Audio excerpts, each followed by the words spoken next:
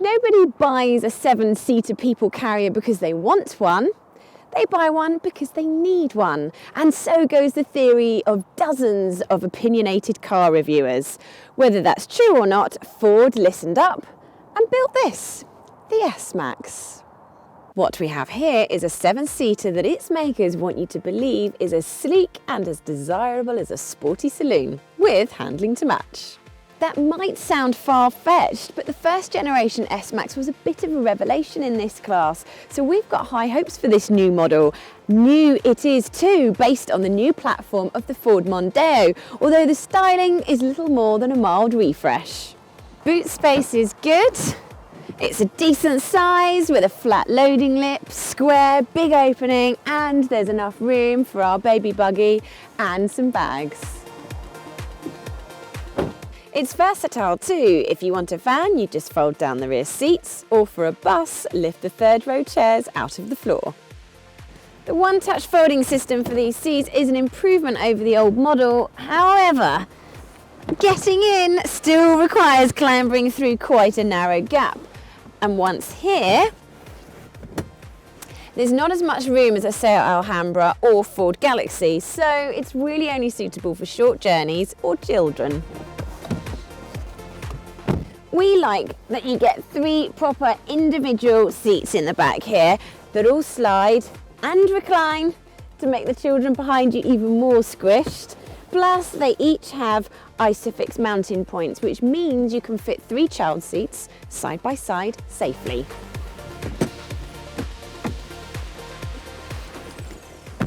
Our biggest gripe with the S-Max is the same that relates to all latest Ford models, and it concerns information overload. There's just so much of it being thrown at you, much of which is also fiddly to access, whether it's by the dials here or the central touchscreen.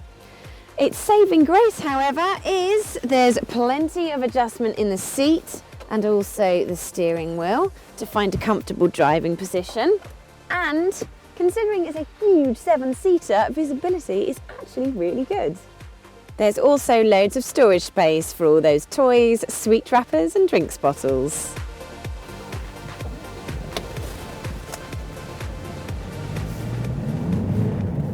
It's on the move that the S-Max really begins to make its case. It has excellent steering, very little lean in the corners, and overall is actually really quite enjoyable to drive. Whether you go for the manual or auto, both are excellent choices. As for engines, Ford offers a 1.5 litre petrol or a 2 litre petrol, but most will likely go for the 2 litre diesel, which comes in 3 power guises. We recommend the 148 brake horsepower, as this has the perfect balance of economy and pulling power.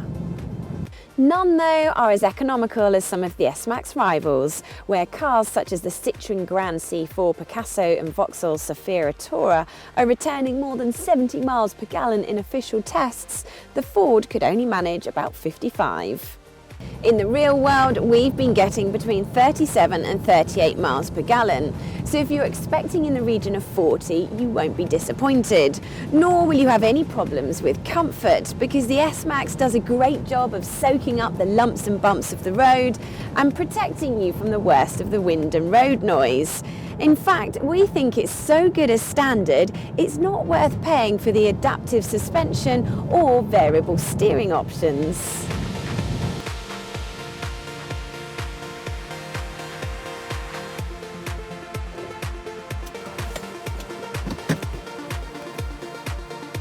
We do need to offer a word of caution when it comes to reliability, because the previous generation S-Max was slightly below industry average.